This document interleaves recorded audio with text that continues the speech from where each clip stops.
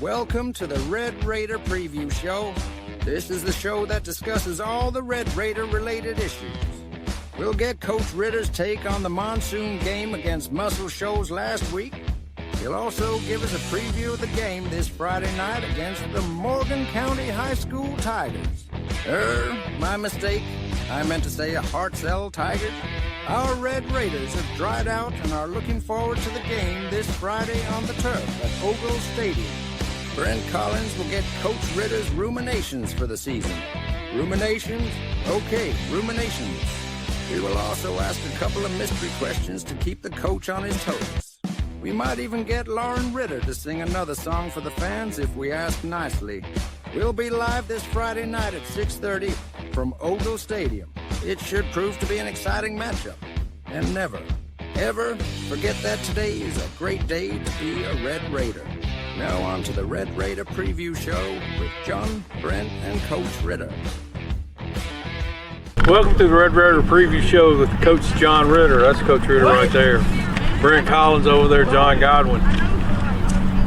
How about a little rumination before we get into the meat of the talking about? Yeah, so we I think that's getting a little ring in the air, the ruminations. Oh, it is? Yeah, so one thing, it smells. It smells, well, it doesn't smell like your locks flowing in this wind today. Is that why you wanted to be outside? Yeah, that's right. You should have pulled that up in a bun. Okay, ruminate. All right, I'm ruminating on culture. We're going to talk about culture, Coach Ritter. We talked about at the beginning of the year how that doesn't change overnight, but some of your short-term, long-term goals in defining that culture here, and what are, we talk about short-term, can you put something tangible out there for that and things y'all are implementing? And then I know you got to take that in consideration while being competitive, right? And building camaraderie with the kids. Yeah, it's one of those things where, we talk about a lot of things, and over 17 years of coaching and over, I guess, 13 as a head coach, we've always talked about the same things, but we never gave tangible actions to those things. And that's one thing I'm excited about the future here, because we're going to actually have a culture plan for our kids where we give them tangible actions. What does grit look like? How do I display grit? How do I display tenacity? How do I display being a good teammate? And that's one thing that we paired up with Season Builder last year to create a culture plan, and that we've kind of tailored it to this place. And starting in November, we're going to start implementing that, where we give those guys tangible actions, because you guys have both heard it. You got to be a leader. Well, what does a leader look like? You got to have grit. What does grit look like? And kids in 2024 don't know how to be a leader. They don't know what grit looks like. They don't know what responsibility looks like. And so we're going to give them tangible actions to measure, are they a good teammate or not? What can they do better to be a better teammate? What can they do better to be responsible or accountable, or all the many buzzwords that people like to use?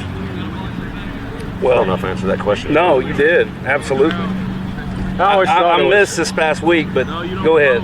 Well, I was a mental picture of that grit. I had a coach who used to tell me a little crap in your neck. Yeah. So I just picture putting some of it in your neck. That's kind of, just an attitude. And it's one of those things it's tied in with work ethic. It's tied in with, being on time, closing the door, flushing the toilet, making sure that things are put in place where they're supposed to be, being on time, all that kind of thing. Yeah, and all that goes into winning football games. And people say, well, that's silly. It doesn't. Yeah, it does. It does too. If your locker is a representation of how you practice. Are you going to follow directions when you're asked to put your shoulder pads in a certain spot? You're asked to hang something up. Looping your clothes. We give them a loop. We wash 5 loads of clothes a day so that these guys never have to wear anything dirty. They never have to wear anything smelly. And it's how you loop your clothes. And those are all things that we're hammering on a daily basis, because how you do one thing is how you do everything.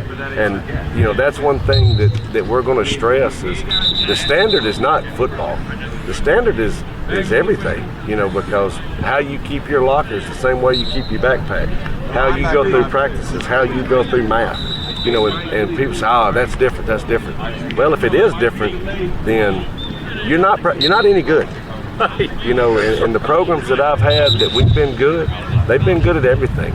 We didn't have problems on the 10-2 team. We didn't have problems on the 10-3 team at Russellville. We had high school problems, which are going to exist, but we didn't have grade issues. We didn't have attendance issues. We didn't have. And you probably had guys policing themselves. Yeah, and a lot of that goes back to culture of teaching what leadership looks like. A lot of people think leadership is screaming at somebody out here on the field.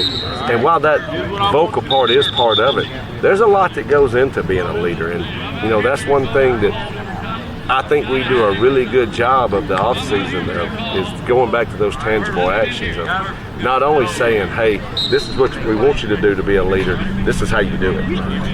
Well, and you get the opportunity every week to name a captain, right? So that means they've been doing the right things. They're setting the example that hopefully, some may be underclassmen. You probably had some captains that were underclassmen, but it's a good opportunity to reward somebody and these younger kids can look up to. But, you should be rewarded for hard work, just like we ask you about game balls every week for guys. People want to hear that's the sweetest sound that anybody can hear is their name, and they want to hear their name called. So I know you look for opportunities to do that, and you've done a good job of putting that type of stuff in the locker room for all the tradition and the rich culture that has been here in the past. So we want to recap. Let's talk about Muscle Shoals. I was interested to hear what you were going to say after the game. And Me too. Well, I thought that you took the high road, which is good. But I think it was an encouraging thing, and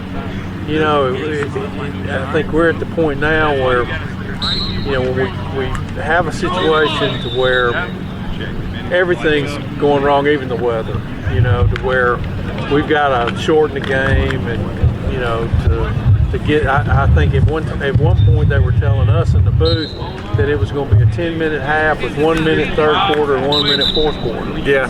And I've never heard that before. I told them no on that one. Well, I'm glad you did. But you weren't liking that from what I heard. No. I was in Auburn listening to that. No. You didn't like changing the game time, did you? To 6. No, I'm fine with that. Okay. I think that it's just one of those situations to where I'm not so sure running clock helps anything, but let's talk about Muscle Shoals because they are a really, really good team, coached by a bunch of good coaches. Yeah, they, very good staff, very good players. And what's funny is, and Scott and I talked about it after the game, 2008 when we went, because I was on his original staff, there ain't a lot of difference between what we inherited at Muscle Shoals and what we've kind of inherited here. So there's a lot of positives that can be taken out of a guy that's been there for 17 years saying that.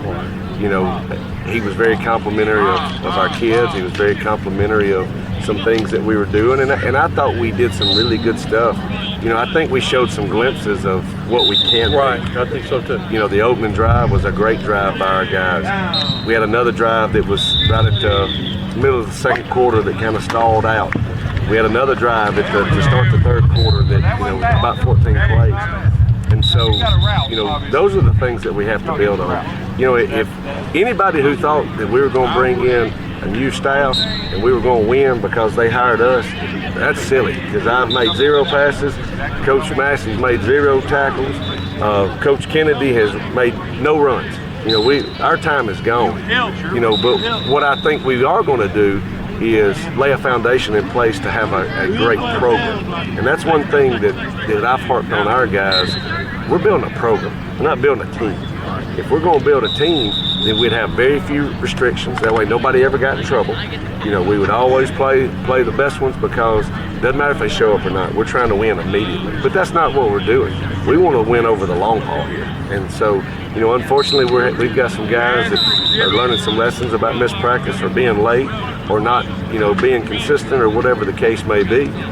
Because we're looking long term here, so that when Lincoln, who's a kindergarten, gets to this program, it's a strong foundation year in and year out, and not a one flash in the pan. And it's returning back to the way it's been before historically. So it's not something that you're trying to create, but you're trying to recreate. Absolutely. Things didn't get in a bad shape in a year. And they're not going to get fixed in a year. But, I think if we continue to make strides each week, which I think we have, if you look out there against Muscle Shoals, at one point we had 4 freshmen on defense. And you're not going to beat many people playing 4 freshmen, especially somebody that looks like Muscle Shoals. Offensively, we started a freshman at center, Asher Marion, the last 2 weeks. Should he be starting? I don't know, probably not. But, it's gave us a little bit of a spark because we've done some good things in the run game the last 2 weeks. And the plan going in was to flip it around a little bit, and we were successful before the bottom dropped out and kind of changed the whole complexity of the game plan. And, that's part of it. And, what about injuries? We good? No. And or should I say any additional injuries? Yeah, Casey Justice went down in the first quarter with a knee. We should find out hopefully sometime today what his status is, and if he's done, then that's our 5th starter on defense. That's our 6th overall. And one thing, if you go back 4 weeks ago, that's why you're playing a bunch of freshmen. That part of it, yes. Go back 4 weeks ago, what could not happen? Injuries. We could not get our starters hurt because we just have very little depth, and our depth is freshmen and sophomores.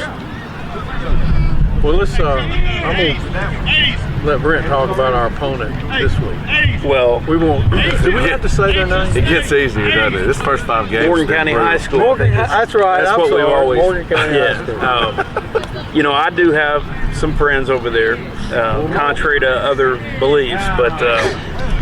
I got some friends over there too. I will say this: you talk about rivals. We talk about Austin; they're in town, but I think this is a different rival. I think this is probably a more competitive rival. It's a more contentious rival, and we just and fortunately we have them coming up here this year. But let's talk about how their season's gone. They opened up the year with a loss in, I think, double overtime to Austin, who was 3-0 now. Second game of the year, Jackson Olean, they were 0-3. Hartselle beat them 41-0. They had an open weekend, and then they went to Columbia, I think played at 3 p.m. before the storm. An 0-4 Columbia team that will play later in the year. They beat them 65-0. They have a new coach, Bert Newton. Bert. I do. He took over for Brian Moore, who's now at Opelika High School. Bert, did he come from Homewood or somewhere in Birmingham, or did he's kind of bounced back and forth. He was at Mount Brook at one point. Mount Brook. He's the legendary Bob Newton's son, who won all the state championships at Homewood. He's been at Mountain Brook. I think he was at Hartselle, then he went to Vestavia, and now he's back at Hartselle. And, does a really good job. This has been the 3rd time we've played him. We played him twice at Russellville when he was the defense coordinator there at Hartselle, and does a really good job. They're a typical Hartselle team. They swarm to the ball on defense, and they're solid on offense, and do a lot of different stuff to show you a lot of window dressings to run the football and to get the ball out on the perimeter quickly. This next stat really preaches to the history and the tradition of Decatur's program, but the all-time record between Hartselle or Morgan County High School and Decatur High School is 31-59. However, just like we talked about last week with Muscle Shoals having a 7-game win streak, Hartselle has a 6-game win streak, and our last win was in 2017, 24-13. We're not going to talk about last year, though. We're not going to talk about last year. Well, you just did. Everybody's shaking their head. We should have won last year. Yeah, that was a nail biter at the end. And we were talking about earlier in the broadcast. We were talking about the discipline, the culture, and the things, doing the things right. It can come down to 1 or 2 plays, and if you're if you're consumed with doing those right things and you've instituted that into all your players, you're gonna probably win some of those plays that come down to 1 or 2, and that's exactly what happened last year. And we couldn't get it done. But what we'll talk about as far as talk through, I know you've had some time now to watch some film, talk through their offense, their defense, special teams, and then ultimately we'll talk about the keys to victory. Yeah, defensively, I mean, they do what they've done for years. They're 3-3 stack. They're going to give you a lot of multiple fronts. They still mimic the signal to draw you offside. They bad about that. You know that? Yeah, they did it to us a couple times. 2 or 3 years ago. You know, but they're who they are. They swarm to the ball. You know, they've got some really good players on defense. The Mike linebacker number 10 is a really good player. They got a defensive end who's, you know, a Division I prospect. And then they've got a bunch of dudes that all look like they played at Hartselle for the entirety of Hartselle's deal. You know, they play hard, they run to the football, and you know, scrappy, aren't they? Always scrappy. Yeah. You know, and physical, and it's going to be a physical game, and you know, we better do our part offensively to make sure that we match that intensity. And then on the other side, you know, Coach Lang is their offense coordinator. He played there for Bob. You know, and they mimic a lot of what Bob did when he was there. You know, very good on the offensive side at giving you multiple looks, making you get lined up, and then shifting and motioning, and you know, they're who they've always been, and they're really good at what they do. The special teams, anything stand out to you there? How's their kicking game, return game?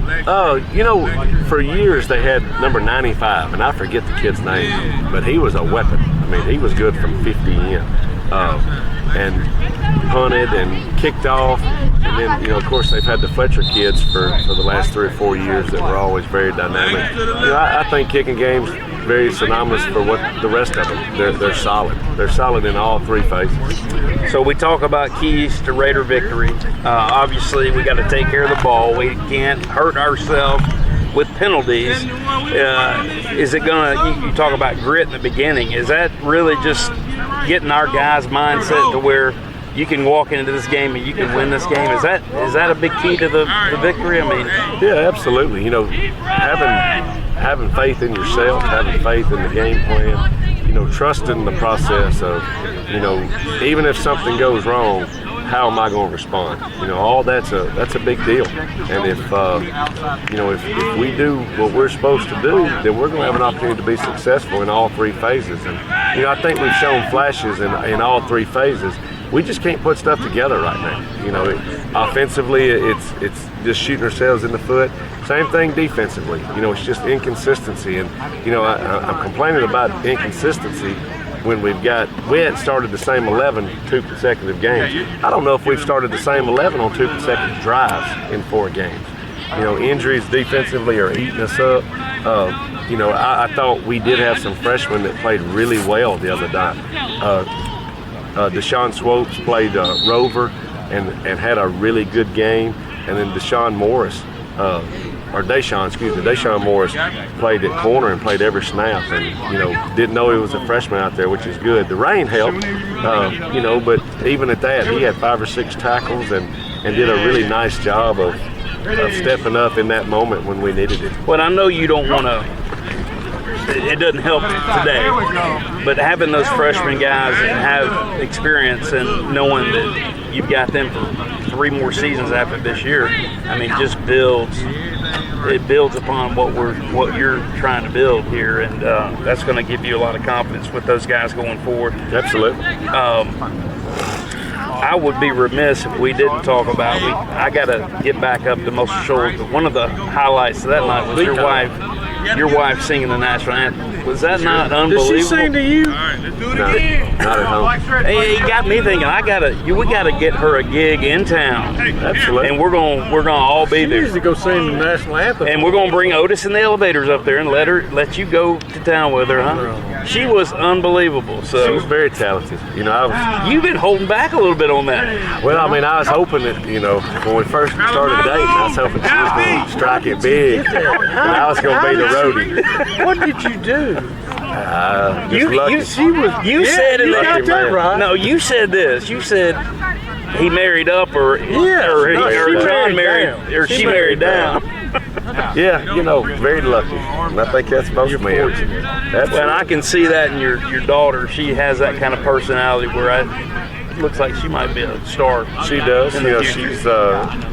She was the lead in a big Christmas spectacular at Russellville right before we came here, and now she's in the Descendants, so she's really taking after her mom as far as the music and the performing arts, and we're eat up with drama at our house. And I always talk about it, and this is important to me. It'll be important for me in 20 years, but it's a family affair with you. I mean, you know the importance of just ingraining yourself in this community, and hopefully this community is loving on you back. All right, quit the sappy questions. No, ask them some good mystery questions.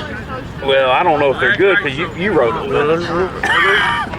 All right, so I'm going to talk about, I don't know how mystery this is. We talked about the artificial intelligence of what you guys do. I mean, we've been talking about emojis. That's all that is artificial intelligence, taking a photo and turning it into a cartoon. But as far as game planning and what you do and analytics at the higher level, I mean, what to what depth do you and your staff count on that, or is it just old school blocking and tackling and drawing up plays? No, there's definitely an art and a science to it, and I don't get wrapped up in the analytics so much of that some of these NFL guys do with the going for it on fourth down, or some of the stuff that can kind of put you in a bad spot. But yeah, I mean, we come in, we normally trade film on late Friday night, early Saturday morning, and we start breaking it down. And we're from an offensive point of view, we're looking at down and distance. The big thing that I like to look at is formations. How does Hartselle line up against formations that we run? And that's really going to help us with how do we get what we want and how to attack what we want. And that's one thing that Hartselle does a really good job of, but they give a lot of fronts. They give a lot of looks to the same stuff, and I think that's the mark of a defense that's been run for he's been back 3 years and was gone 1 year, so 6 out of the last 7 years he's ran his defense, his verbiage, his terminology, and that's what we're going to get to. And when you can do things like that, the defense really has an advantage. We're going to look at how they bring pressure, when they bring pressure, where do they bring pressure, to the back, away from the back. And then on the flip side, defensively, it's all about tendencies. How do they line up? What are their formation tendencies, whether they're down and distance tendencies? And huddle really kind of takes a lot of that off of us. And I remember doing it all by hand in 2008 through about 11. Now we get a computer-generated printout, and we're able to look at it. But you still got to watch film, because what it don't tell you is Jimmy's and Joe's, and how to attack their players, whether it be offensively or defensively, whether it be a schematic deal or a wrinkle or what. Now with Huddle, are y'all pushing film out to the kids before they get here on Monday? Oh yeah, yeah. They're seeing it as soon as. Yep, they get their film. Sometimes we hide a little stuff from them. Obviously, we didn't want the defense to see too much of Austin's front. Just the fact that they were just so they show up. Yeah, just a mental thing, I guess. But yeah, I mean, we're pushing out playlists. Our special teams guys get special teams playlists. Our defense gets defensive cut-ups. Our offense gets offensive cut-ups. So, what do I don't really like for them to watch whole games. I want to pull stuff from all three games, especially offensively. Here's all our trip stuff versus them. Here's all of our two-back stuff versus them. And group everything together. That way they can get an idea of what to expect. Here we go. All right, getting to know John Ritter. I am going to use one of yours, but just the person John Ritter. Favorite pizza and why, and then delivery or pickup. Favorite pizza. Do you like to make your pizza, or you like to go to make your pizza? Yeah, man, I make pizzas on my big green egg. That's the best pizza you can have. Pie Factory. Pie Factory in Jasper. I think there's one coming to Decatur. There's one coming to Decatur. So the original was in Muscle Shoals, or excuse me, at Florence. Mm-hmm. And then they got one in the Publix, and that was closer to our house, so we went there. You know the downtown building, the old gas station? Yeah, I know. Yeah. I think that's where they got a sign up. Those guys are run the one in Jasper. Yeah, same three dudes. So Michael Alfonso kind of know him, and so we tried to support him, Alfonso, and then. So he's a future sponsor for our pregame our Yeah, meal up in the. We'll get y'all some pizza. It's good stuff, man. Yeah. It really is. Good wings too. Here's my mystery question, and it's really not a mystery question as much. So, for these guys, if some of the players are watching, I want to know the John Ritter from freshman to senior, Lauderdale County, right? Mm-hmm. Tell me about you as a player. We probably need to hear Ronnie tell that. No, I want to hear him say it. I'd be curious what he said. Freshman year, did you play? I did, and not because I probably needed to play. We were 1-9, and so I played. I started the last 4 games. What'd you play? Quarterback. Oh, you were a Freshman. quarterback Triple option offense. the whole time. Quarterback the whole time. Yeah. Okay, all right. Well, you let him get there. I Going know. into our sophomore year, we were a little bit better. We were 4-6, made the playoffs, went 4-7. Played quarterback.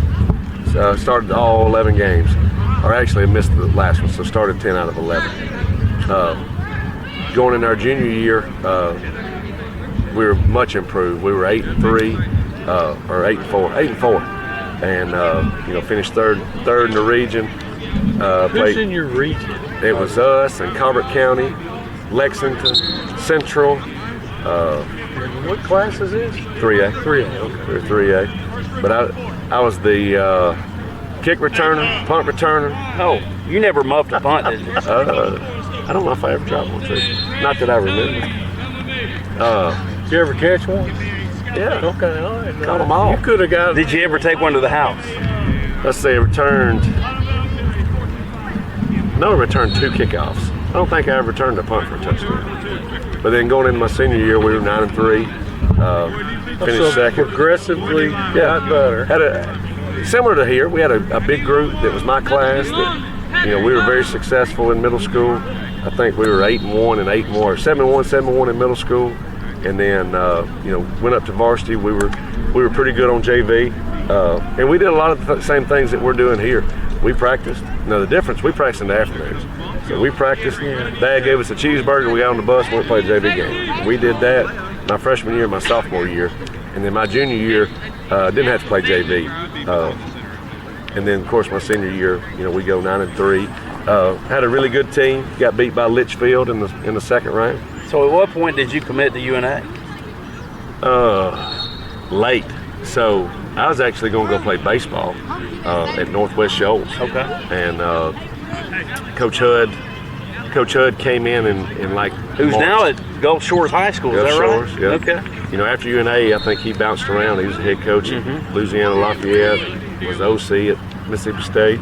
But he came in like March and, said, hey, we want to sign some local kids. Are you interested? Well, yeah, why not? So went and played a year and a half there. And, kind of the same thing. We, not very good in the beginning, but by the time we got to the end, we were okay. What kind of bling did you wear? I was old school. I had Did you have one of the things around your neck? Collar? Cowboy collar? No, I didn't have anything like that. I had the old tight face mask with the bullhorn because we were triple. Oh, no, okay, but I forgot it. Lauderdale County what? Tigers. Tigers, okay. No, I spat it up. That's about it. I didn't wear no chains, nothing like You didn't wear no chains? No, that's no Rogers. sleeves or gloves? Or... I had one wristband, and then, of course, we had wristbands. At that time, you could wear it on your belt. So, wore You can't do that now? No, you got to wear it on your wrist now. Okay, well, last question. How hard was your coach on you? Extremely. Tell the viewing audience who your coach was. It's my dad. I think most of our viewing audience know that, but I love seeing him on the sideline, and he's your biggest critique now. But yeah, let's talk about what he critiqued you on. Did he wait till Saturday morning to talk to you after the game, or did we really didn't talk about football at home. Now, until we got off that practice field or before we got off the game field, I mean, I was just like everybody else. From the standpoint of, I probably got treated, he was harder on me because he knew I could take it. Plus, I like that. I like that in your face, screaming and yelling, and the intense part. You know, I guess a good story. So we're playing Sheffield my senior year, and opening kickoff, return it like 80 yards to the 15. We get a penalty, so we jog back down. First play, we ran the belly option down our sideline for about 50. Get another penalty. So then I think we ran trap or something. Then we ran inside veer for about 35. So in 4 plays, I ran about 250 yards. And I am gassed. And I said something to the extent of, hey, can we run the belly or something? And I just remember him telling me to shut my mouth and get in the huddle. He didn't grab your face mask, did he? No, because I was standing kind of at the hash. Okay. Had I been close, he'd jerked me up. You knew to stay back. But he told me to shut my mouth and get in the huddle and run inside veer again, and we did, and we scored, thankfully, because I was gassed 5 plays in. Well, we like to talk about family. We're going to end on family before we're proud to be a Red Raider, but we got to bring your daughter in, and she's been sitting here a while. She's been sitting a while. You can come right here. Yeah. Come stand right there beside me. All right. So you watched the game Friday night, didn't you? All right. So do you critique your daddy when he gets home about the game, or did you just talk to your mom and tell her what a great job she did on the national anthem? No, but I mess with him. How do you mess with him? I say, like, well, how do I? She's devastated we're losing. Yeah. But you know what? You know what your dad talks about? We're building for the future, right? We're building Decatur. And she doesn't remember the first year at West Morgan because she was little bitty. She had just been born, and so she missed the 0 and 10. All she's realized is the rustful years, the last 6 years, we've been pretty good. Well, we love that y'all are in Decatur. Tell me one of your exciting things about Decatur so far. Did you get to go to Point Mallard this summer? Yes. We also got to go to an ice cream shop. Ooh. Tessa's ice cream. That's a fan favorite. And I understand you were an incredible lead part to your, hey big man, you were an incredible big part to your Christmas cantata, is that right? What was your part? I played Susan. It was like a Christmas play, and we just did like all the movies.